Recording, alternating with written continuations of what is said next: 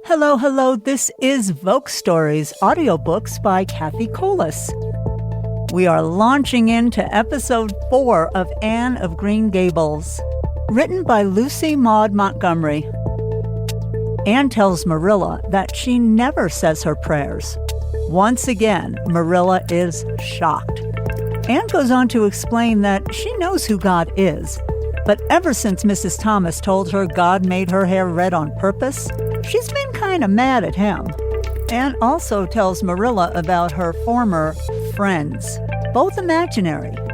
Katie Maurice is a friend that's actually a reflection from the glass in front of the china cabinet.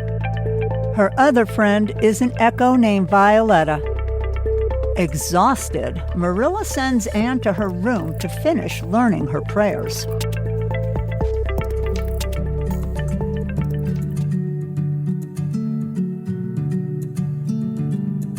Anne says her prayers.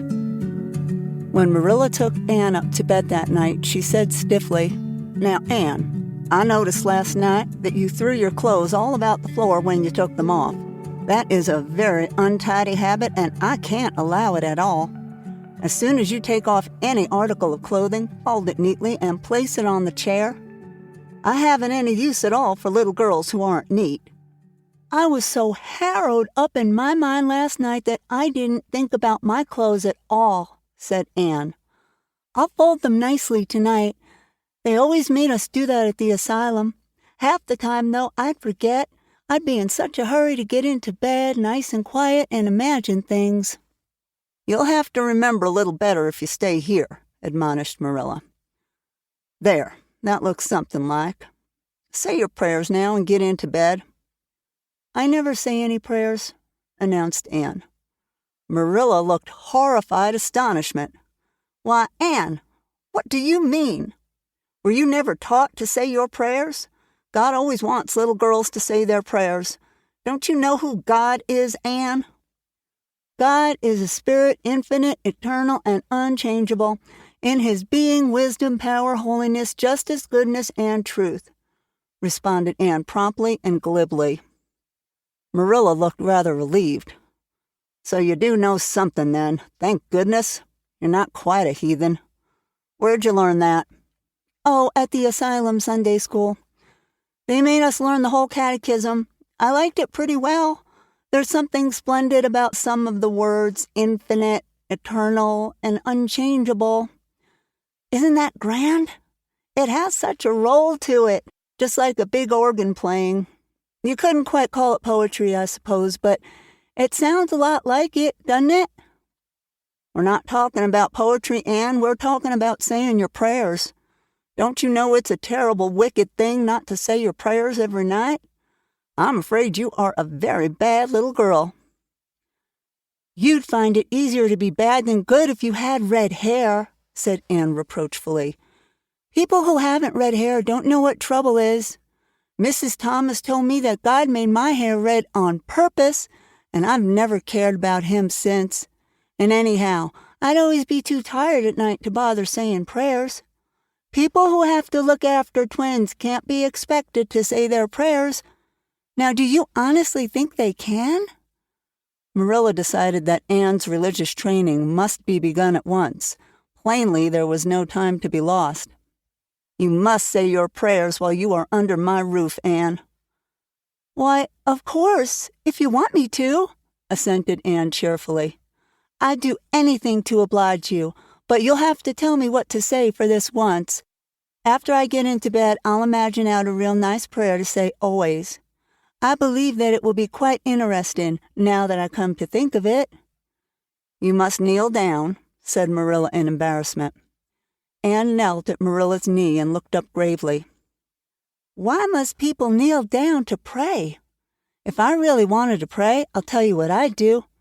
I'd go out into a great big field all alone, or into the deep, deep woods, and I'd look up into the sky, up, up, up, into that lovely blue sky that looks as if there were no end to its blueness. And then I'd just feel a prayer. Well, I'm ready.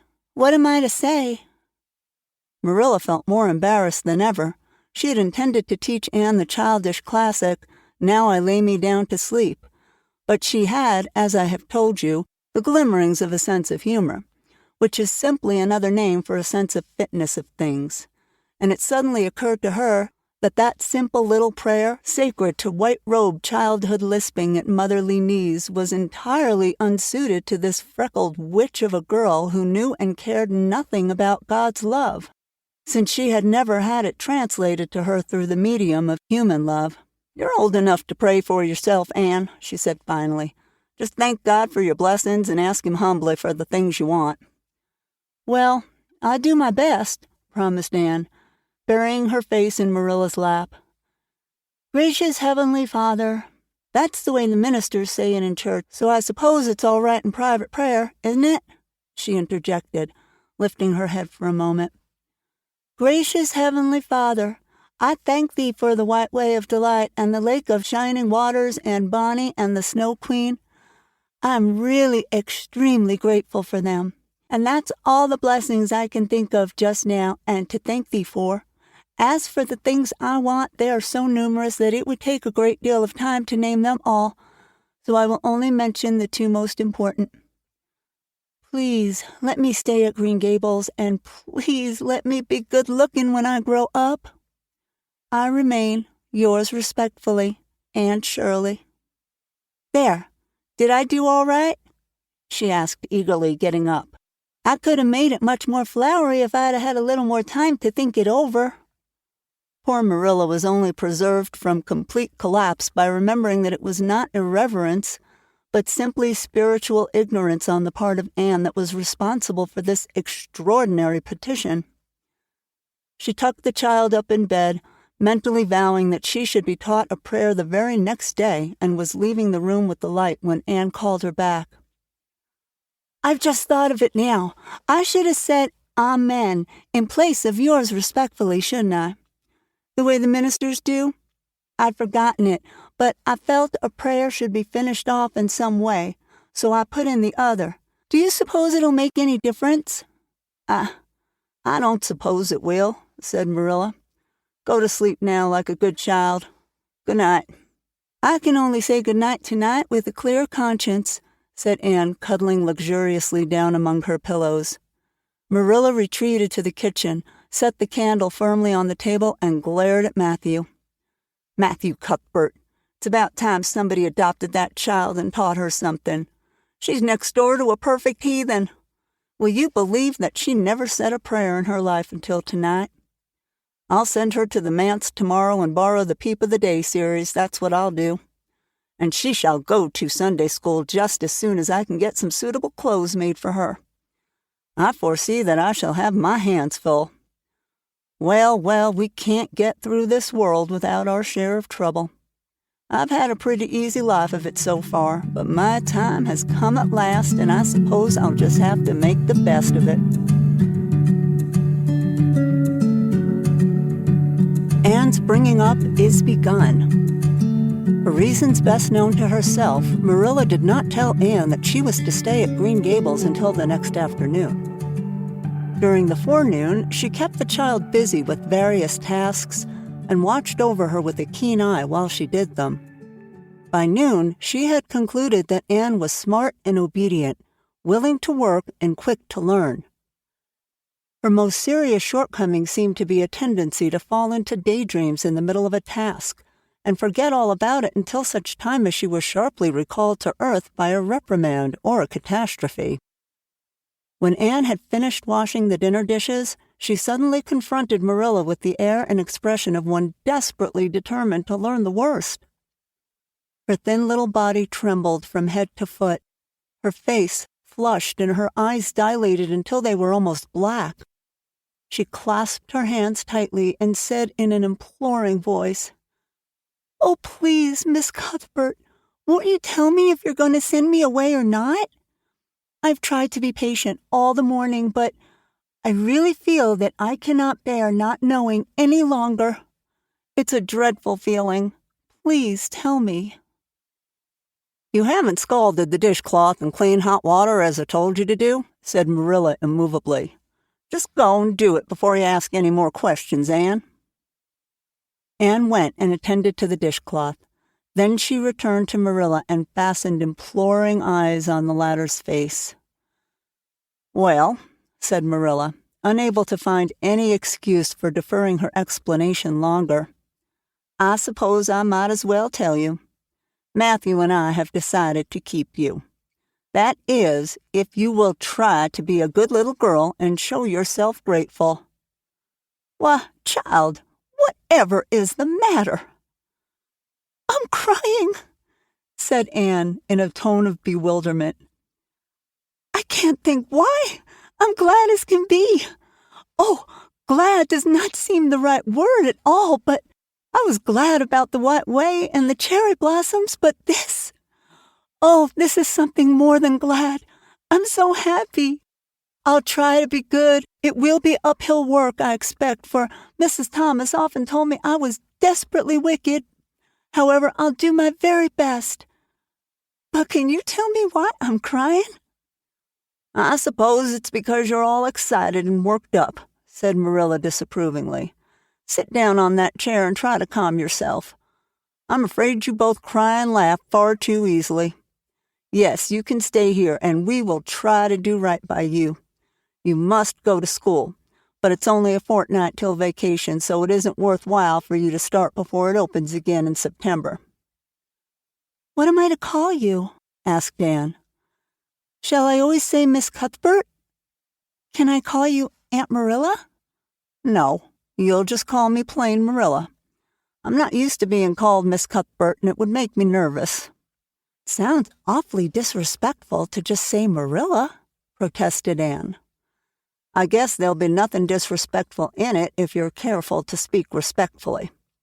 Everybody, young and old, in Avonlea calls me Marilla, except the minister. He says Miss Cuthbert when he thinks of it." "I'd love to call you Aunt Marilla," said Anne wistfully. "I've never had an aunt or any relation at all, not even a grandmother. It would make me feel as if I really belonged to you. Can't I call you Aunt Marilla?"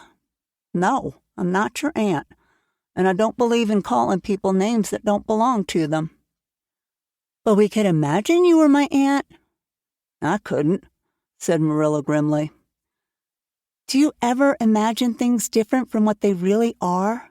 asked Anne, wide-eyed. "No." "Oh." Anne drew a long breath. "Oh, Miss Marilla, how much you miss." "I don't believe in imagining things different from what they really are," retorted Marilla. "When the Lord puts us in certain circumstances, He doesn't mean for us to imagine them away. And that reminds me, go into the sitting room, Anne. Be sure your feet are clean and don't let any flies in.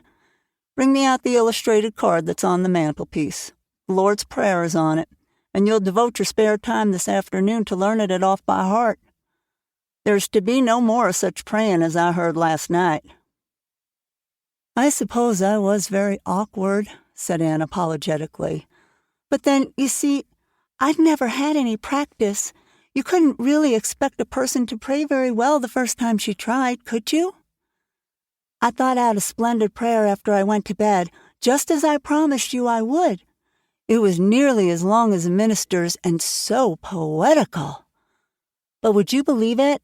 I couldn't remember one word when I woke up this morning, and I'm afraid I'll never be able to think out another one as good. Somehow things never are so good when they're thought out a second time. Have you ever noticed that?" "Here is something for you to notice, Anne. When I tell you to do a thing, I want you to obey me at once and not stand stock still and discourse about it. Just you go and do as I bid you." Anne promptly departed for the sitting room across the hall. She failed to return. After waiting 10 minutes, Marilla laid down her knitting and marched after her with a grim expression. She found Anne standing motionless before a picture hanging on the wall between the two windows, with her eyes a-star with dreams. The white and green light strained through the apple trees and clustering vines outside fell over the rapt little figure with a half-unearthly radiance. "Anne, whatever are you thinking of?" demanded Marilla sharply. Anne came back to earth with a start. "That," she said, pointing to the picture. a rather vivid chromo entitled Christ Blessing the Little Children. And I was just imagining I was one of them, that I was the little girl in the blue dress, standing off by herself in the corner as if she didn't belong to anybody, like me. She looks lonely and sad, don't you think? I guess she hadn't any mother or father of her own, but she wanted to be blessed too, so she just crept shyly up on the outside of the crowd, hoping nobody would notice her, except him. I'm sure I know just how she felt. Her heart must have beat and her hands must have got cold, like mine did when I asked you if I could stay. She was afraid he mightn't notice her, but it's likely he did, don't you think? I've been trying to imagine it all out, her edging a little nearer all the time until she was quite close to him, and then he would look at her and put his hand on her hair, and oh, such a thrill of joy as would run over her. But I wish the artist hadn't painted him so sorrowful-looking. All his pictures are like that, if you've noticed. But I don't believe he could really have looked so sad, or the children would have been afraid of him. Anne, said Marilla, wondering why she had not broken into this speech long before. You shouldn't talk that way. It's irreverent, positively irreverent. Anne's eyes marveled. Why, I felt just as reverent as I could be. I'm sure I didn't mean to be irreverent. Well, I don't suppose you did, but doesn't sound right to talk so familiarly about such things. And another thing, Anne, when I send you after something, you're to bring it at once and not fall into mooning and imagining before pictures. Remember that. Take that card and come right to the kitchen. Now sit down in the corner and learn that prayer off by heart. Anne set the card up against a jug full of apple blossoms she had brought in to decorate the dinner table. Marilla had eyed that decoration askance, but had said nothing, propped her chin on her hands, and fell to studying it intently for several silent minutes. I like this, she announced at length. It's beautiful. I've heard it before. I heard the superintendent of the asylum Sunday school say it over once, but I didn't like it then. He had such a cracked voice, and he prayed it so mournfully. I really felt sure he thought praying was a disagreeable duty. This isn't poetry, but it makes me feel just the same way poetry does. Our Father, who art in heaven, hallowed be thy name. That is just like a line of music. Oh, I'm so glad you thought of making me learn this, Miss Marilla. Well, learn it and hold your tongue, said Marilla shortly. Anne tipped the vase of apple blossoms near enough to bestow a soft kiss on a pink-cupped bud, and then studied diligently for some moments longer. Marilla, she demanded presently, do you think that I shall ever have a bosom friend in Avonlea? A what kind of friend? A bosom friend, an intimate friend, you know, a really kindred spirit to whom I can confide my inmost soul. I've dreamed of meeting her all my life. I never really supposed I would, but so many of my loveliest dreams have come true all at once that perhaps this one will too. Do you think it's possible? Diana Barry lives over at Orchard Slope, and she's about your age. She's a very nice little girl, and perhaps she will be a playmate for you when she comes home. She's visiting her aunt over at Carmody just now. You'll have to be careful how you behave yourself, though. Mrs. Barry is a very particular woman. She won't let Diana play with any little girl who isn't nice and good. Anne looked at Marilla through the apple blossoms, her eyes aglow with interest. What is Diana like? Her hair isn't red, is it? Oh, I hope not. It's bad enough to have red hair myself, but I positively couldn't endure it in a bosom friend. Diana's a very pretty little girl. She has black eyes and hair and rosy cheeks, and she is good and smart, which is better than being pretty. Marilla was as fond of morals as the Duchess in Wonderland, and was firmly convinced that one should be tacked on to every remark made to a child who was being brought up. But Anne waved the moral inconsequently aside and seized only on the delightful possibilities before it. "Oh, I'm so glad she's pretty. Next to being beautiful oneself, and that's impossible in my case, it would be best to have a beautiful bosom friend. When I lived with Mrs. Thomas, she had a bookcase in her sitting room with glass doors. There weren't any books in it. Mrs. Thomas kept her best china and her preserves there, when she had any preserves to keep. One of the doors was broken. Mr. Thomas smashed it one night when he was slightly intoxicated, but the other was whole, and I used to pretend that my reflection in it was another little girl who lived in it. I called her Cathi Maurice, and we were very intimate. I used to talk to her by the hour, especially on Sunday, and tell her everything. Cathi was the comfort and consolation of my life. We used to pretend that the bookcase was enchanted, and that if I only knew the spell, I could open the door and step right into the room where Cathi Maurice lived, instead of into Mrs. Thomas's shelves of preserves and china. And then Cathi Maurice would have taken me by the hand and led me out into a wonderful place, all flowers and sunshine and fairies, and we would have lived there happy forever after. When I went to live with Mrs. Hammond, it just broke my heart to leave Cathi Maurice. She felt it dreadfully, too. I know she did, for she was crying when she kissed me goodbye through the bookcase door. There was no bookcase at Mrs. Hammond's. Just up the river a little way from the house, there was a long green little valley, and the loveliest echo lived there. It echoed back every word you said, even if you didn't talk a bit loud. So I imagine it was a little girl called Violetta, and we were great friends, and I loved her almost as well as I loved Cathi Maurice. Not quite, but almost, you know.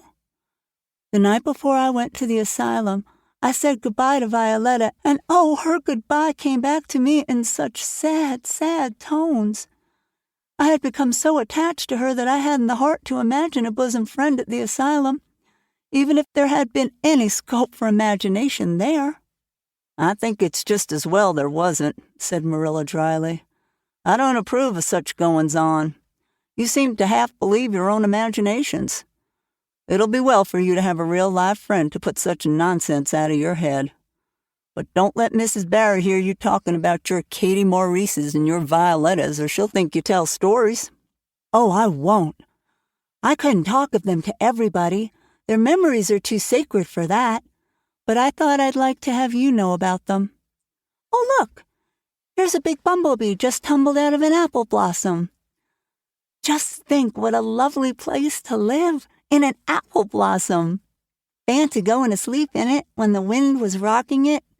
If I wasn't a human girl, I think I'd like to be a bee and live among the flowers." "Yesterday you wanted to be a seagull," sniffed Marilla.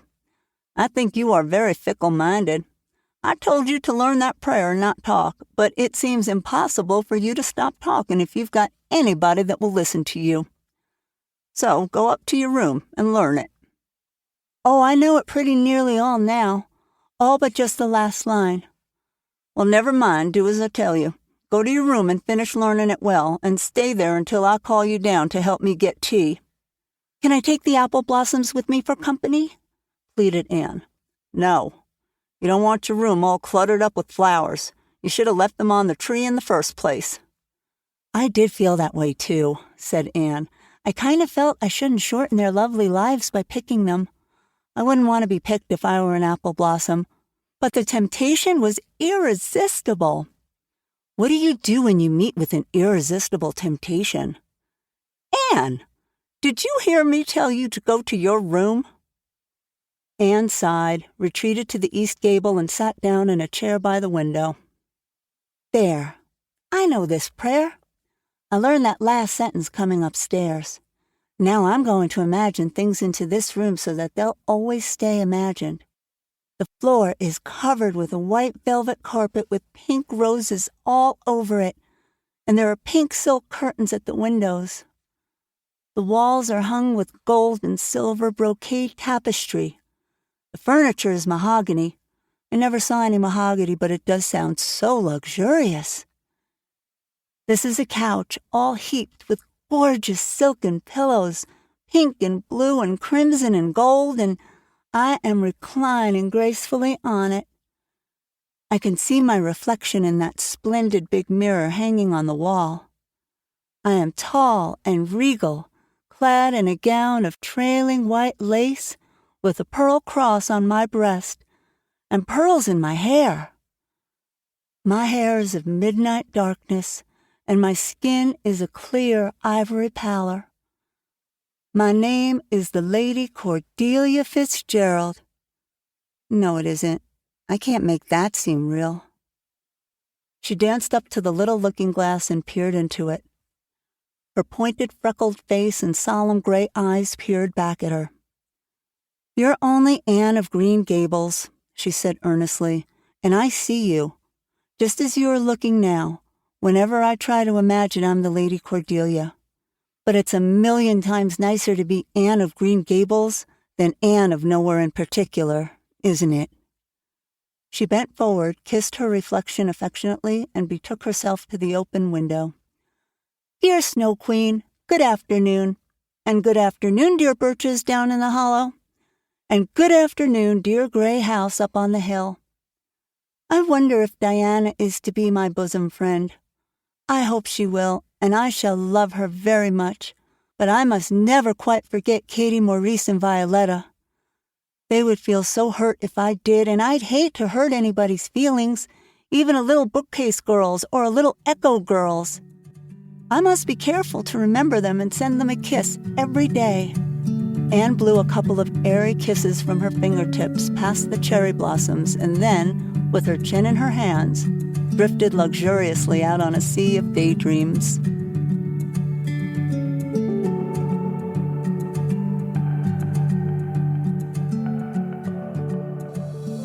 Thanks for listening.